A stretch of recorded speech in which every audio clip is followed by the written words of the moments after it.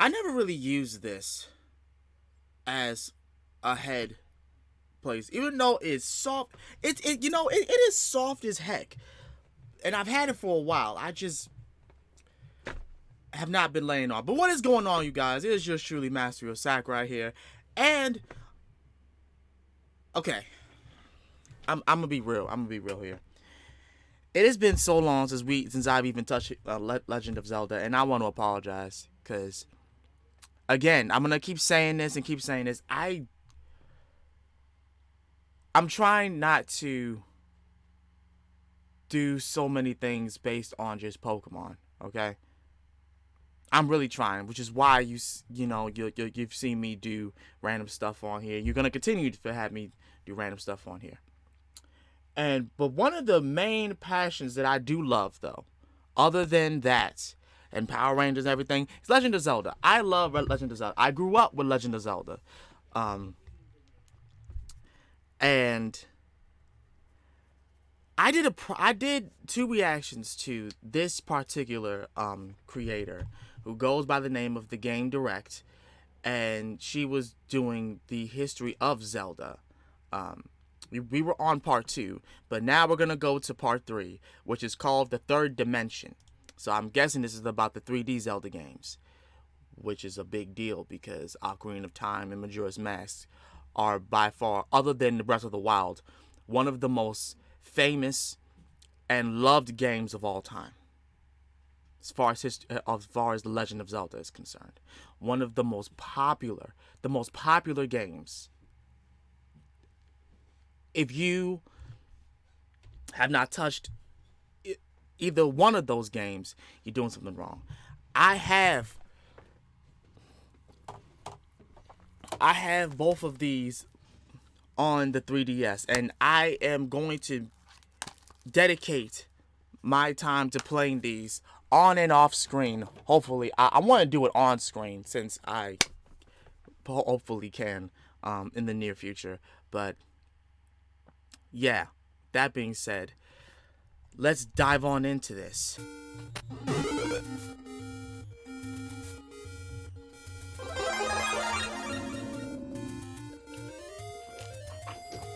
We will not be confined. We won't be told how to view the world. We will experience true freedom. We will live the game through our hands. You want to know what's sad about my childhood? And it's actually sad. I was the only kid in my class, and honestly, any group that I've been with of kids that did not have a Nintendo 64. I didn't have it. I was lucky enough to get a GameCube, but I didn't have a Nintendo 64. I had a PlayStation, but not a Nintendo 64. So I did miss out on this era. Unfortunately. The Nintendo 64, a console that... No. An opportunity that finally allowed one of the greatest game designers to show the world what direction 3D games would be taking for years to come. So let's see how it all happened. Ever since Miyamoto stepped foot into the gaming industry, he had ideas that was way ahead of his time. Even before the Super Famicom swept the world, he already envisioned how he wanted a game with a 3D environment to work. Right. However, the FX chip in the Super Famicom wasn't nearly powerful enough to generate enough polygons. Hence, it wasn't until the N64 where he finally was able to bring his visions into reality through a title that needs no introductions. Super Mario 64. But honestly, Mario was only the beginning. With character movement and the camera system mastered, it was time for Miyamoto to take things to the next level in his other most treasured creation, The Legend of Zelda.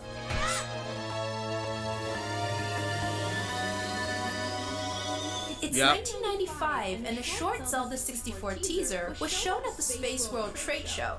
Fans were wowed by the graphics they saw. However, some critics doubted that the demo was even running on an actual N64.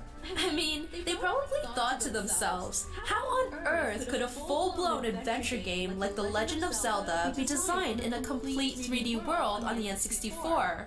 The console is powerful, but not that powerful, right? Well, you know what's crazy? Looking at that teaser and the teaser images of what the 3D Zelda would look like. I like how their first idea was to have Link with the with his old school look, his old school look, where he had the brown shirt, the tunic, and the Santa Claus hat. You know, with the with the different, like with the little flap with like a different color or whatever. Like, that's very interesting. That because of this idea, they changed the concept a little bit of what Link's appearance would look like. Oh, they were half right. Even Miyamoto was uncertain if the hardware could process a full 3D Zelda game. During the early stages of development, he planned a worst-case scenario where Ganon's castle would be a hub world and the entire game would be confined inside of it. Okay. Kind of like the paintings in Peach's castle, except they would have been Zelda locales.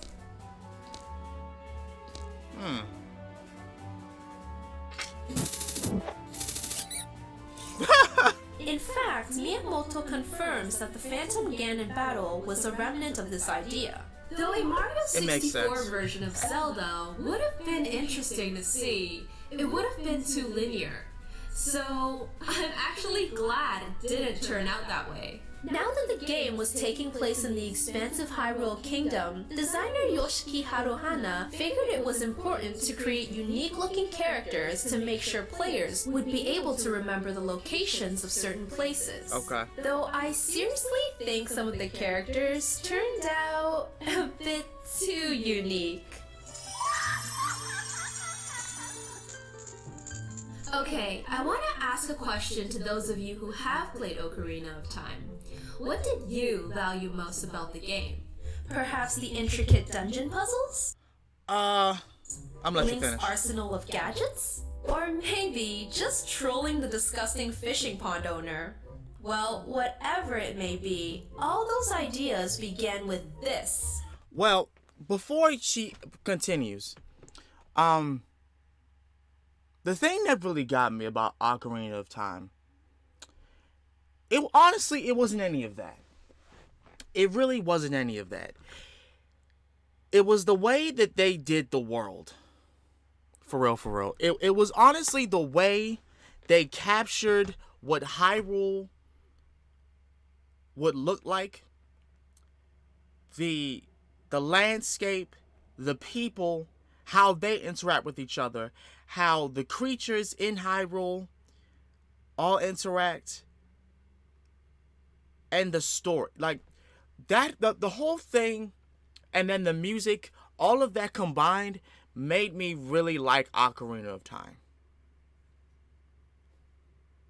And it also really got me interested in Majora's Mask, which is the reason why I love Legend of Zelda so much. It's because that world, other than like the Pokemon world, is a place where I would love to explore. I really would. And I know that seems not practical because of the way that world is built on. It's built on a world that is not like this, where three gods left pieces of power, like pieces of actual power, and this whole world is captivated by it. And this one mother trucker just cannot leave it alone. So much so that another keeps being reincarnated over and over just to keep this evil dude at bay.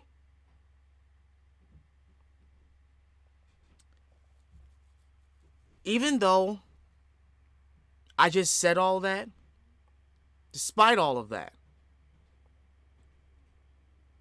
I would love to be in that world. I would. I think it would be easier for me to be in that world than it would be in this one. In my honest opinion. But yeah, let's go back and listen to what she says. Hey, just trolling the disgusting fishing pond owner. Well, whatever it may be, all those ideas began with this. Oh yeah, well, of course. What you're seeing is chambara, a type of sword fight commonly used in Japanese samurai movies. In the case of Zelda, developer Yoshiaki Koizumi has wanted to implement the chambara style into the franchise ever since Zelda 2. That makes sense. No, that makes sense. Due to how weak the Famicom was, his idea wouldn't see the light of day until the N64 Yeah, that came makes into the sense. picture. That makes On a sense. similar note, Miyamoto initially wanted the game to be in a first-person view, and only when an enemy appeared would the view change. But Koizumi was like, no freaking way, man, since he was half done designing Link's model. Luckily, the first-person view was scrapped in the end, since it turned out too boring. So back to the chambara. It's a great idea, isn't it? Fast-paced, intense 101 duels? That's a yes in my books. Yeah. But there was still the question of how they were going to implement this into the game. Well, what better place than dropping by Toei Kyoto Studio Park, a place filled with ancient Japanese film culture, to get some ideas. So that's where director Toru Osawa and Yoshiaki Koizumi ended up paying a small visit. While wandering around the studio park, they eventually came across a ninja show. And what the two took away from this show alone gave birth to one of the most revolutionary game mechanic that has shaped combat in action games as we know today. Yep. And that was Z-targeting. Here's what Osawa had to say about the show. A number of ninjas were surrounding the main samurai, and one lashed out with the kusarigama. The lead samurai caught it with his left arm, the chain stretched tight, and the ninja moved in a circle around him. And if we examine Link versus an enemy, That's what he does. exactly what happens. Yeah. Except the kusarigama would of course be imaginary. On the other hand, Koizumi saw the group of ninjas surrounding the samurai and realized that just like in action movies, the enemies would only confront the hero one by one no matter how many there were. With that, Link could now Z-target switch. Now, of course, we can't talk about Z-targeting without talking about the fairy that everyone loves, right? Well, Navi. according to Koizumi, Navi started off as nothing more than a little bland triangle, whose sole purpose was to point out what object Link was targeting. Later on, she turned into a fairy.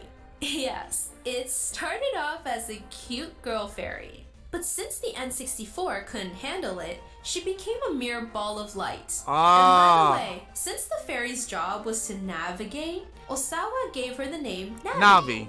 Yeah.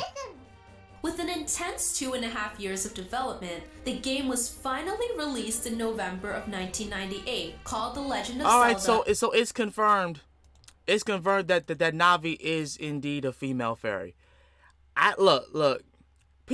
A lot of people, the only reason why I said that, because a lot of people, had this debate, like quite some time ago, whether or not Navi was even boy or girl.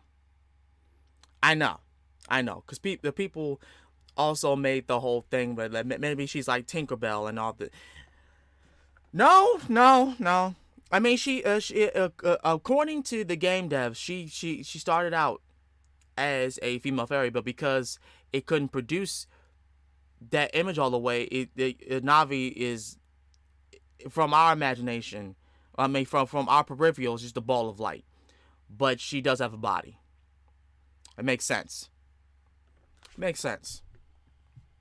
The name Navi. With an intense 2.5 years of development, the game was finally released in November of 1998, called The Legend of Zelda: Ocarina of Time. At last, we're at the big daddy of them all, the very game that single-handedly branched the Zelda timeline into the confusing mess that it is now. Well, I'm not here to judge, I'm here to tell, so here we go. Following the era of prosperity, Hyrule was once again at war, one known as the Hyrulean Civil War. A lone mother fled into the Forbidden Forest, where she entrusted her baby to the Deku Tree.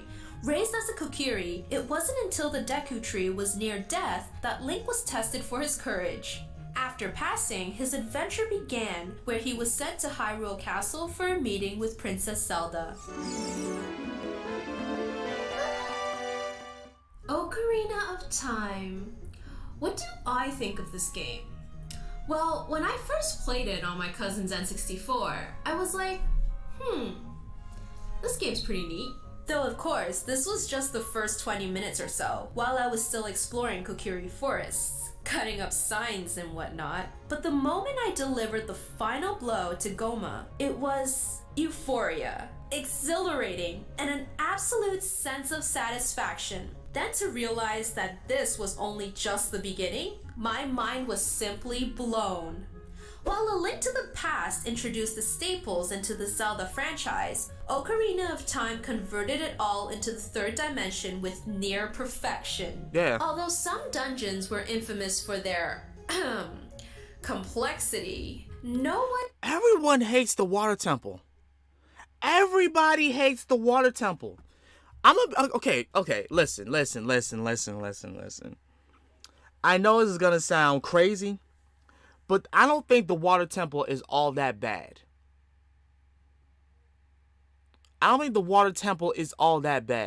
Does it get annoying? Yes, absolutely.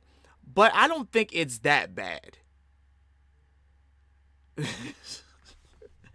You know, I'm saying all this, and it's been a minute since I've even played Ocarina of Time. So, it'll probably change when I play it. one could deny the brilliant designs. However, according to the dungeon designer Eiji Aonuma, he had to deal with many discrepancies with the item designer Koizumi. I'm sure he Because they did. lacked experience in 3D design. Things were very unorganized. Sometimes an entire dungeon would be finished, but a new item would pop up, causing disjointed puzzles. Though composing the dungeon music went much smoother. The Michael Jackson of Nintendo, Koji Kondo, returns as the composer. He specifically made the dungeon music very atmospheric and made sure that there was no melody for players to latch onto. One track that really sticks in my head to this very day was the Forest Temples. Yeah, I ain't gonna lie. So eerie, Yeah. yet so ambient. Now, besides all It's the a good wonderful things song. we've talked about, the most notable feature in this game is, of course, time travel. Believe it or not, in early stages of development, there was no time travel. I bet. No young Link, just plain old Link. However, Miyamoto came out of nowhere and said, "I want to see a cute little Link." This decision gave many of the designers and scriptwriters major headaches. Cause as we all know, time travel was nothing to play with, since even the slightest mistake would result in plot holes left and right. Through the journey of reading over 150 pages of developer interviews on Ocarina of Time alone, Jesus! it's obvious we can't include every little detail. But there was one thing that was mentioned repeatedly, and that be Epona. Named after the goddess of horses in mythology, Epona was the first horse to be introduced into the Zelda universe. Back in the 60s, when Miyamoto was a mere child, Western film had a strong impact in Japan, namely cowboys. Yeah. As a result, horse riding was ingrained in Miyamoto as he grew up. Now with the opportunity to create a 3D Zelda game, giving Link a horse was just second nature. Plus, come on. We're talking about. Hold on. Plus, listen. We're talking about medieval times. We're talking about like this is the era of knights and you know, and just iron and all of that. Why not have Link ride a horse? It is second nature because what? Come on. It's a freaking fictitious medieval fantasy world. Of course, you're gonna have Link ride a horse. Come on. And with the whole Celtic vibe that Breath of the Wild has, come on. Why not? Also, I want to say this right now. It kills me the fact that we still don't have it in Epona plush. Nintendo, if you're going to introduce a horse, a very significant horse, which was everybody remembers, why are you passing on the merch investment? You don't think people want any Epona plush? I want an Epona plush. Y'all made an action figure for it of Link and Epona. Don't see why not. Just saying. Ocarina of Time was praised by critics and gamers alike. I bet. 2 remakes made its way onto store shelves in the coming years. The first one came out in 2002, called The Legend of Zelda: Ocarina of Time Master Quest. The game is similar to Ocarina of Time with modified dungeons. This game started off as an expansion called Yura Zelda, planned to release on the N64 disk drive. However, the 64DD turned out to be a commercial failure, and later, Yura Zelda became Master Quest. It's not until almost 10 years down the road in 2011 that we got to see a true remake called The Legend of Zelda: Ocarina of Time 3D. Most notable differences with this version are the cosmetics, gyroscope, and 3D effects. Yup! Following the success of Ocarina of Time, the pressure was on to push out another Zelda. So Miyamoto quickly gathered 70% of the former devs to begin production. And the code name of this project became Zelda Gaiden. Zelda Gaiden? Wow. Have you ever wondered how the notorious 3-day countdown came to be? Believe it or not, it came from a board game. Various ideas were thrown around in the early stages of development, but the one that really stuck was Koizumi's. Prior to being drafted into the team, he was in the middle of creating a board game that revolved around... Hold on real quick. Wait a minute. Just make sure I'm... Okay, I'm still recording. around cops and robbers. How it worked was you had 1 week in game time to catch them, but in real time, you only had 1 hour. Koizumi decided to port this concept over to Zelda Gaiden. From there, the 3-day cycle was born. Miraculously, the dev team were able to complete the game in just 1 year, which is probably a record for Zelda games. Though reusing the same engine, plus rehashing models from made it a lot easier. Time probably sped up the process enormously. Yeah, just made it a lot easier. That's all. The game was released in October of 2000, called The Legend of Zelda: Majora's Mask. The events pick up right after the ending of Ocarina of Time, where Navi abandons Link. Seriously, after all they've been through, no goodbyes or anything? Why does she just leaves? She apparently just disappears into the heavens. Disappears to the heavens? Confused when searching. Wait a minute. Hold on. Navi just goes to heaven after Ocarina of Time?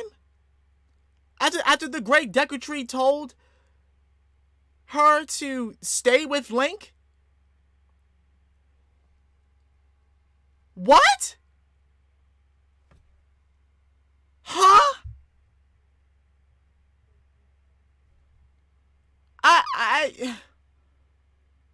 I just...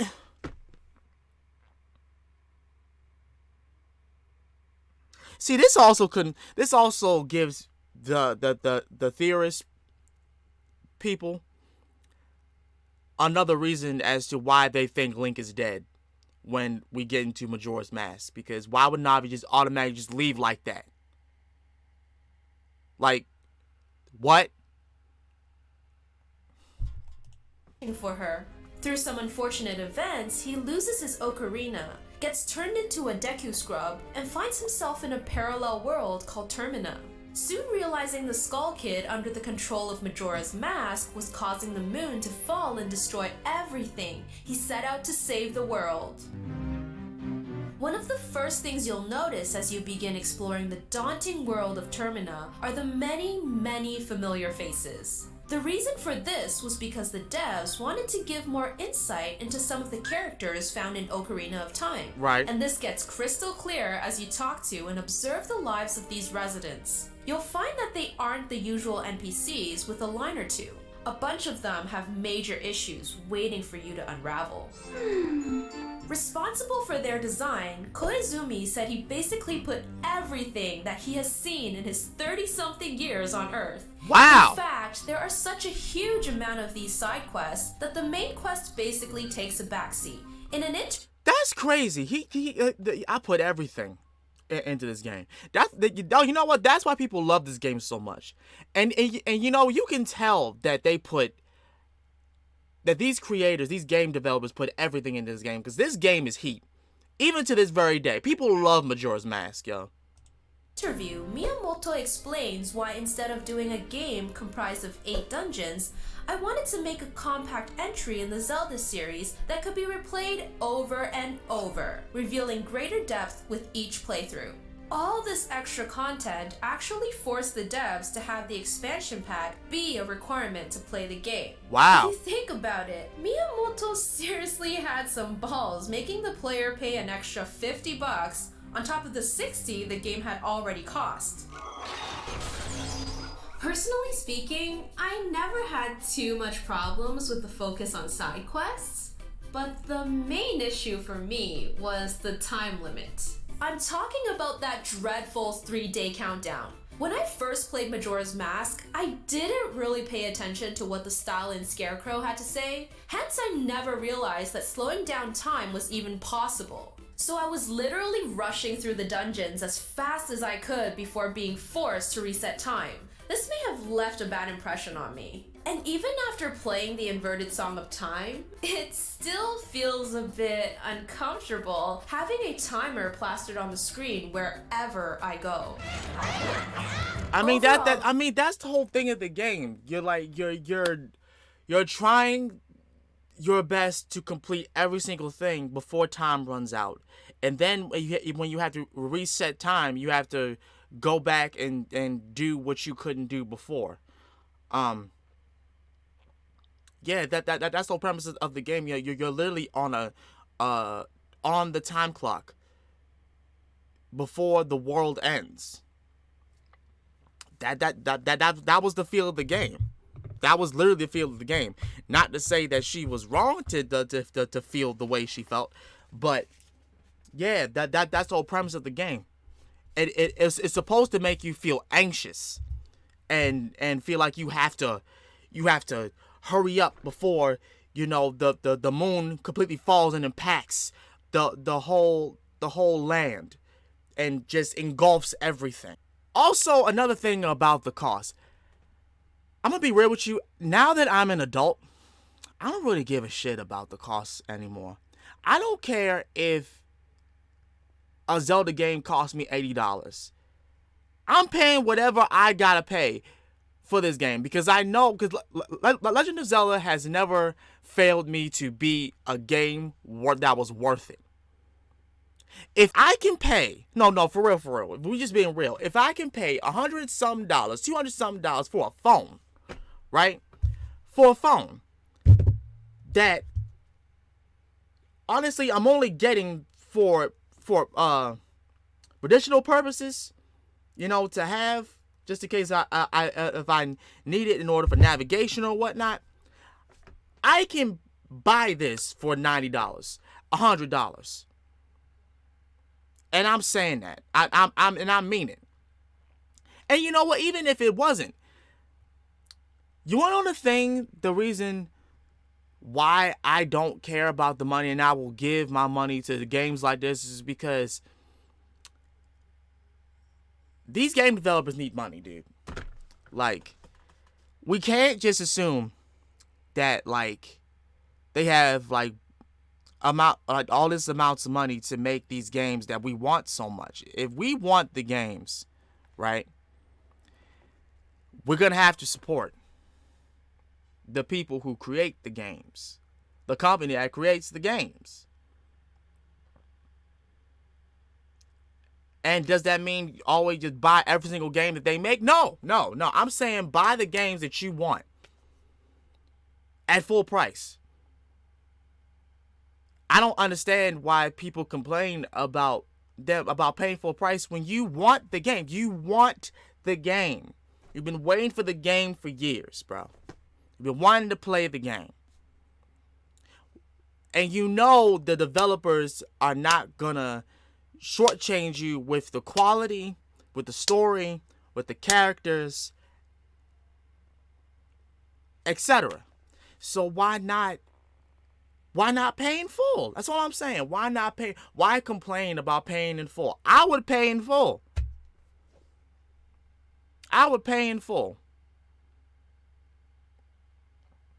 For a game like this. Hell yeah. I'm a person that likes to support the thing that I love. So if I wanted to keep going, I'm gonna support it 100%. That's just how I feel about it. So I know other people don't view it as that, but that's how I view it. Though I felt Majora's Mask was a unique addition to the Zelda franchise, given the time-specific side quests and the much darker tone. Like, seriously, I can't begin to imagine the amount of pain Link goes through from simply putting on a mask. Alright, so after taking a look at how Zelda swept the world with its jump to 3D, it's time we take a step back into the portable realm. The Game Boy Color. From our previous episode, we saw how a full-fledged Zelda game could still be achieved on an old Game Boy hardware. Realizing this fact, my game. Capcom director Yoshihiro I love that game. approached Miyamoto with a plan to remake the original two NES Zelda games on the Game Boy Color. And they did beautifully. Okay, I'm going to say this right now. I know she's going to be talking about Link's Awakening DX. I know she's going to be talking about it. So after the Direct that we just had, right? Given the fact, even though that I had the ROM on my laptop, I was still giddy as hell when they announced they were going to be putting Link's Awakening DX on the Switch for the Game Boy for the Switch. I was still ecstatic. Why? Because I've been dying to have that feel again where I had Legend of Zelda in my hands. Away from my house. Away from home. Away from my computer. I've been wanting to play. I have been playing that shit for like 2 weeks now. Just taking my time playing the game. I've been playing it at work. I've been playing it while I was off. I love it. And I'm just about to finish it. And I can't wait for Oracle Seasons, Oracle for Ages to get on there because I'm going to be doing the same exact shit. I love that.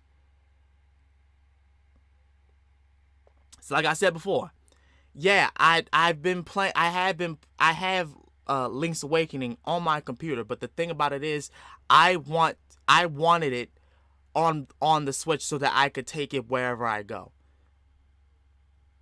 And I got it. And I'm happy. And I will pay $35 a month to make sure that I still have it. I mean, not that I need to pay all that to even play that game specifically, because I just realized that my monthly subscription is out. Like I have to resubscribe to it. But I'm still gonna pay for that. Why? Because I wanted to keep going. I wanted to continue. I want them to keep putting these games like this on the go so that I can play it on the go. That's it. And if all went well, they'd follow it up with 4 more original Zelda titles. After only a few months, these 6 games was cut down to 3, then 2. Capcom's subsidiary Flagship began development. The first year was a complete failure. The culprit being not following Miyamoto's footsteps. Oh. When developing a game, Miyamoto has one very important rule: gameplay before story. According to Okamoto, the devs did the absolute opposite, resulting in them having to redo the scenario and maps numerous times just for them to fit. So with a buttload of money down the drain, You can't and a be bunch cutting of time corners. wasted, Okamoto sent out an urgent SOS signal to Miyamoto. With guidance from a greater power, things slowly got back on track. However, the game was heavily delayed all the way to the end of the GBC's life cycle. Released in May of 2001, the 2 games were called The Legend of Zelda: Oracle of Seasons and The Legend of Zelda: Oracle of Ages. Both games have similar story structures. Things carry off after the defeat of Ganon in A Link to the Past. Link visits a castle where he is transported by the Triforce to the land of Holodrum and then Labrina.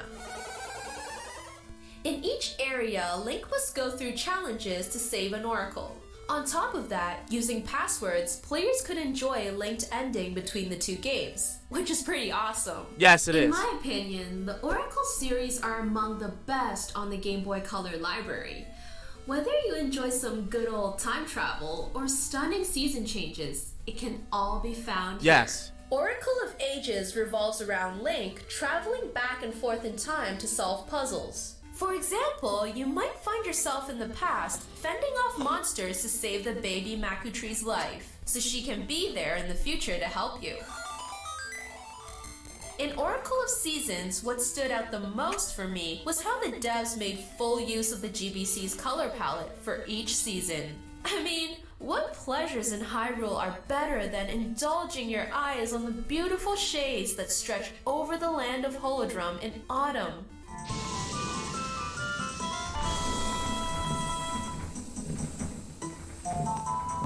Okay, I digress. On the other hand, if you've played Link's Awakening, getting into the 2 Oracle games will be a breeze, Yeah. since the gameplay heavily borrows from that formula, while small improvements were made here and there. Even though the Oracle series experienced a rough development period, the games turned out very nicely. As a result, Nintendo decided to renew their partnership with Capcom. Okay. Though this time with 4 links. We now turn the page to a new chapter for portable gaming. 4 Swords. As the Game Boy Advance takes center stage. With improved hardware, Capcom's initial intention of recreating an original Zelda title was becoming more practical. It was then decided on A Link to the Past. However, Capcom wanted to take advantage of the GBA's connectivity. Since Zelda games are so puzzle-orientated, they decided to include a co-op mode, where players had to work together to solve them, and included it as part of the remake.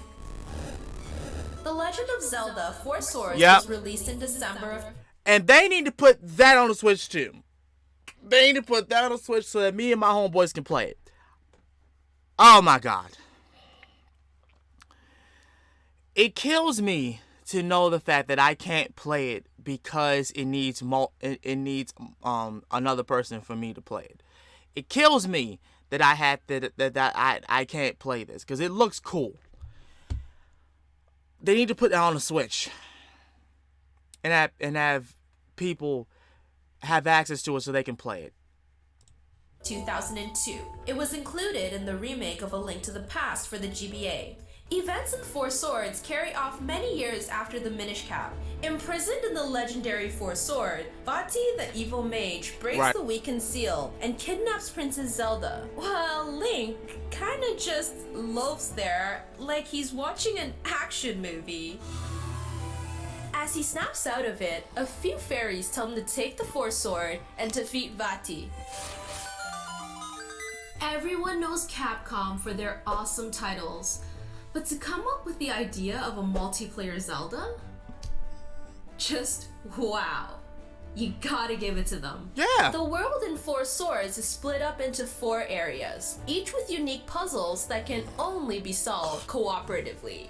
Yes, that means you can't play this game alone, which really sucks. Yes, it does. What? An anniversary edition? With single player support? Huh? Where? Oh God, why Nintendo? Why? If you Ah. can gather some friends to play, it's definitely worth it. Oh, that hurts Starting my a fire heart. with sparks, lifting a boulder together, and even just killing monsters together is a blast. Though of course, if you are the lucky bunch that got the anniversary edition, you'll be able to enjoy the game alone. Which is nice, cause Nintendo should realize not everyone has friends hanging around with GBAs and link cables laying around. Yeah, so that means put it on the Switch. Personally, I've never played Four Swords with 4 friends before. Put it on the Game Boy Advance for the I Switch. can imagine the chaos and ruckus that would ensue. You can do that to Guys, somebody? that wraps up Wow. part 3. So far, Miyamoto and the EAD team hasn't failed to overwhelm gamers across the world with each new console entry for Zelda. In the next part, we'll be looking at a fresh new perspective on Zelda Wind Waker. that unfortunately sparked up some controversy. Really? And before we go, I just Wow. want to give a quick shout out to East Beast Films, who's responsible for the awesome intro you saw in the beginning. Nice. And that small animation in our video. Nice. He makes other cool animations on his channel, so go check him out. And until part 4, I'll see you guys next time. All right. Thank you, TheGameDirect, for that. But yeah, now that we've taken care of that for the 3D Zelda, part 4 is going to be the Wind Waker era. I want to play Four Swords, y'all. Think y'all gotta put Four Swords on the Switch, bro. Put it on the Switch. Have people be able to play it. It looks fun. That being said, I'm gonna get up out of here. Thank you guys so much for watching this. If you guys enjoyed it, please make sure to like, comment, subscribe. I will see y'all again next time. Until then, this has been Master of Sakurai. I love y'all, and I'm out.